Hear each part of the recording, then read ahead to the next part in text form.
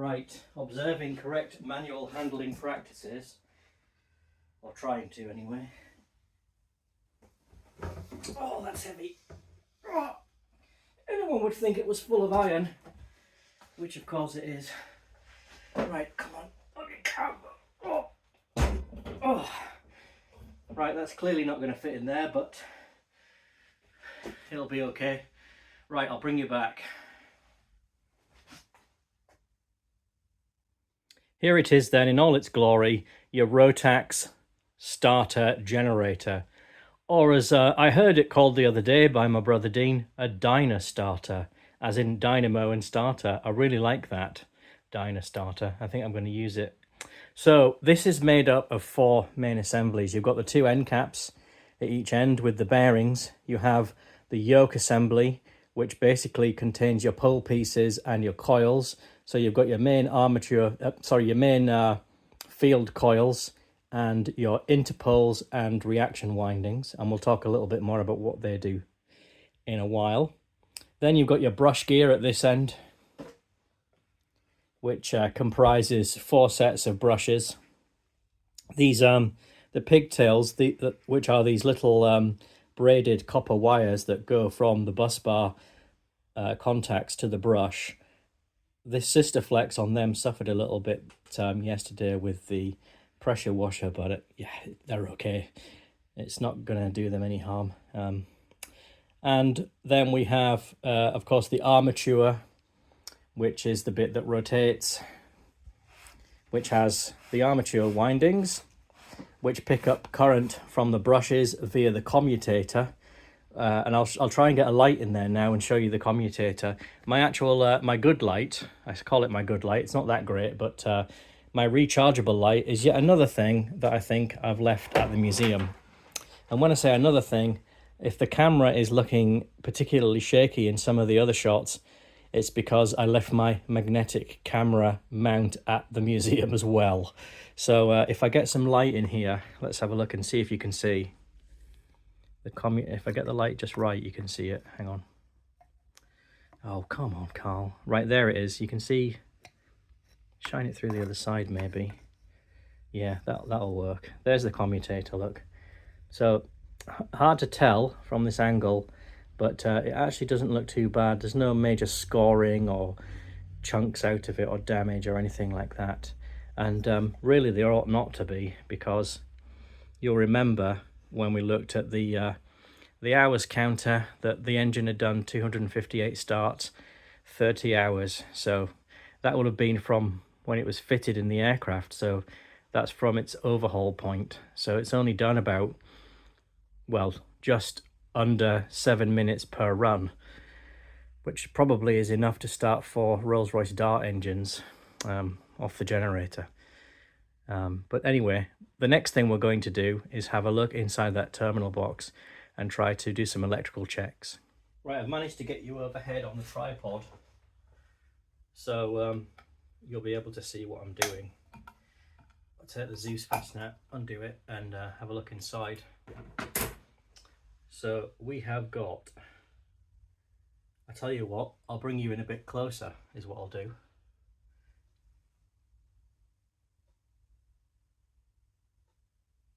Oh, there we go. Oh, that's too close. Right, so what we've got is we have the 2 output terminals from the generator. So they will be connected to the brushes and therefore the armature. So that's where the DC output comes from. And what we have here is the 2 field coil connections, and they're connected by these bus bars to 2 sets of smoothing capacitors. And I think that these smoothing capacitors are probably connected through their bodies to the machine frame and therefore to each other as well. So they're kind of paralleled up, connected to the machine frame, connected to the armature and to the stator or the field windings. And we've got you can't see it very well, but just down here there's a label which says E minus B plus, E minus B plus, 0D and 0A. So not quite sure what that nomenclature is, but I think what I'm going to do is remove or disconnect these suppressor capacitors before we do any checks, because I don't want these to interfere with or to have any bearing on the mega readings, because I wouldn't be surprised if they were leaky as anything. Probably not a good idea to mega the capacitors anyway. So we'll disconnect them. It looks like they are, I would say, probably 6BA screw nuts in there holding those capacitors on. You can see one, I'm pointing to it with a screwdriver. Actually no, it's that one, isn't it? You can see better. They look to be 6BA. So I'll get some tools and we'll get these capacitors disconnected, and then we can have a look at measuring and continuity checking everything and looking at what the resistance is of the field coil. And so I thought the bolts holding these caps on were BA, 6BA I said, didn't I? But they're actually not. They appear to be, well, they are 1/4 inch AF, which means that they're unified, of course. So I think I can hold them with, they're quite difficult to get to, but I think I can hold the nut with the other ratchet. I seem to be doing all right with it anyway. And then I want to get these out so that I don't get any spurious readings when I measure it, because these are connected to the machine frame, so ground if you like, or earth, whatever you want to call it. So we'll get these off and then we can check it properly. I think I'm also going to take off the back cover of the generator, because I want to try and trace where the brushes, the bus bars from the brushes, are going to onto these main 2 terminals, because that's not entirely clear either. So what I'll do is I'll get these caps out and I'll bring you back.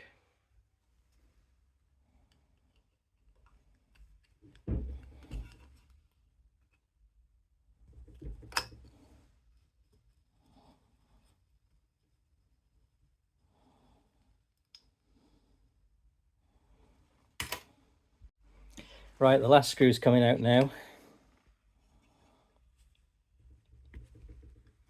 So hopefully when this cover is off, we should be able to see, well, we'll see the rear bearing, and hopefully we can see where the connections go from the brushes to the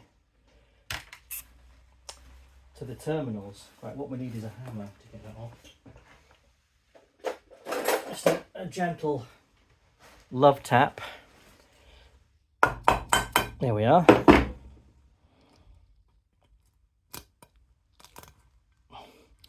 Right, so it looks like there's some kind of sealant there. That's where the bearing would be, in there.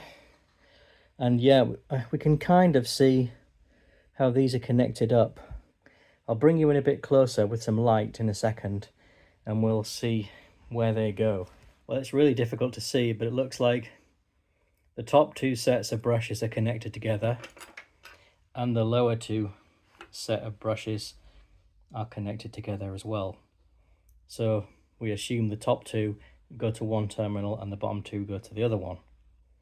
I'm getting some pretty strange readings just when I try measuring across that with a multimeter, but then you do often get that with armatures of motors.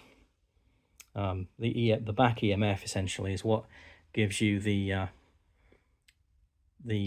starting resistance, or prevents excessive current on startup. So you often see almost a short between these on motors and on generators. But I'm getting about 2 ohms on the field, but I'll show you that in a second. So I've decided against measuring it because I'm a little bit concerned that I could do it some damage. The lowest voltage I've got on my Mega is 200 volts, and I don't really want to damage the armature or the field windings by measuring it at 200 volts. I can't really check the armature as it is at the moment, because I need to take the armature out and measure the resistance across each of the commutator bars to make sure that each one is has continuity, each winding has continuity, and none of the windings are shorted together, and they're not shorted to the armature metalwork or the shaft. What I can do is measure the field resistance and make sure that the armature isn't grounded and the field isn't grounded and the armature and field aren't connected to one another, although I happen to know that they are in a way, and I'll show you that now. But first of all, I've got these crocodile clip type meter leads so that I can show you what the readings are. So I'm using my Bestest Parkside multimeter because it's quite small and easy to hold in your hand, and also quite versatile as well. So we have on the field windings a resistance of 2 ohms. You can see that 1.9. So basically 2 ohms on the field. So we'll check the field now to ground, or the frame of the machine.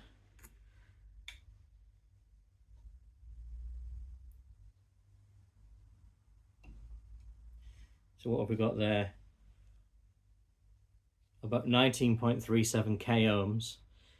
Not great, but not terrible. And then if we check the other one, the other side to ground, about the same, 19.4 k ohms. Again, not great, but not terrible either. So now if we check the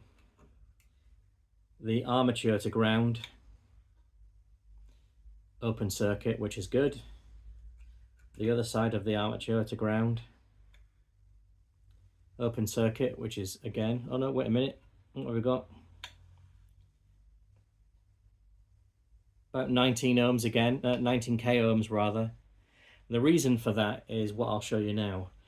So if we connect to the field here, between the armature and the field, one side of the armature and the field are connected together, see, 0.2 ohms. And if I now go from this side of the field to this side, we should get about 2 ohms, which is the full field resistance. So that implies that this side of the armature is connected to this end of the field, because between this one and this one we're seeing the full field resistance. So these two are connected together, and that makes sense because as a motor we want the field and the armature to be in parallel, and also as a generator it makes sense for those two to be connected together as well.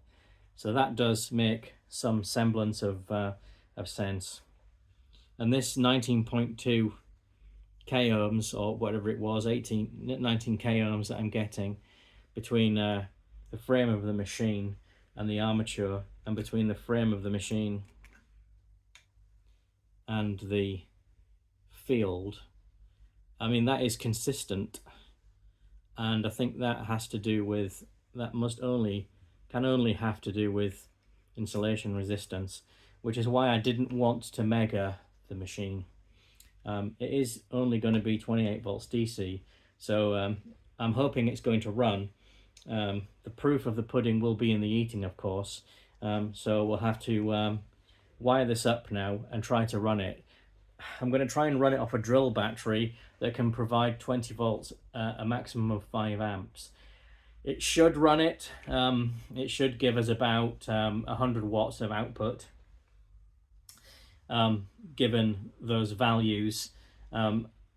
So that'll be enough, certainly, to rotate the armature against the bearing friction and whatever else. So hopefully it'll work. So I'll get this connected up now and we'll try it and see what happens. Of course it might just go bang, but so I didn't have big enough crimp terminals, or ring crimps, to go onto these conductors, onto these terminals rather. So I've just wrapped the wires around them for now. So we'll do this 2BA up first, which is the field connection.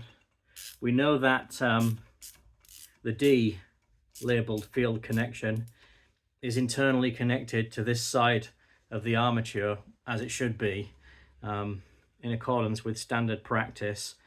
The the E connection here is connected to D, so that's earth or the ground. B plus, this one here, is the battery connection, or that what's called the battery connection, but that's the one that would go in a charging circuit to the aircraft battery. And that is a 9/16 as Harry removed the other day, so we'll just run that one down as well. I just need an extension. What I've done is, I'll show you in a minute, is I've connected, I've crimped Lucar terminals onto the end of these cables that are leading out of the motor generator, and they should interface with the battery that I've got reasonably well. I'll give us a decent enough connection to hopefully run the thing.